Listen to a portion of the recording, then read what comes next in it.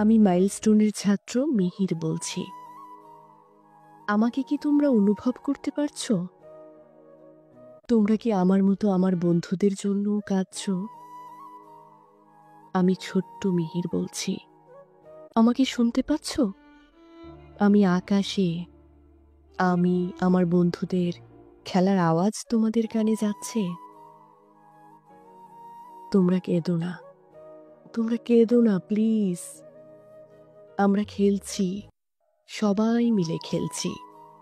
জানো তো, আমাদের অঙ্ক স্যারটা খুব বচা। অনেক হোমওয়ার্ক আর অনেক অঙ্কের ধাঁধা দিত, আর সেগুলো যদি না করতে পারতাম আমাদের অনেক বকা দিত। এখন তো আর আমাদের কেউ পাবে না। কি মজা, আমাদের আর কেউ পাবে না। আমরা এখন আকাশে, আমরা এখন জান্নাতে। এই তো সেদিন আমার খুব পছন্দের মিস মেহেরিন মিস আমাকে ডাক দিয়ে জিজ্ঞেস করেছিলেন, মিহির, তুমি যে এত পড়াশোনা করছো, বড় হয়ে কি হতে চাও? আমি উত্তর দিয়েছিলাম, আমার মায়ের স্বপ্ন ছিল পাইলট হওয়া।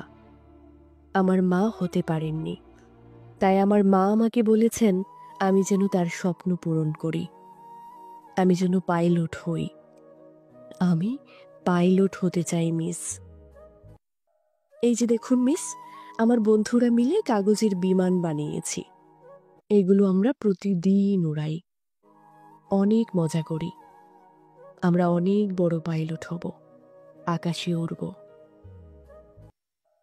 হ্যাঁ, আমরা আকাশে উড়েছি, আমরা আকাশে উড়েছি, তবে পাইলট হয়ে নয়। আমরা আমাদের স্বপ্নের বিমানে আগুনে পুড়ে আকাশে উড়েছি।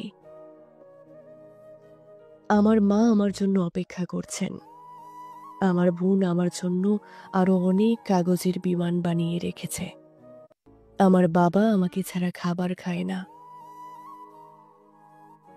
আমার একটা কথা রাখবেন প্লিজ।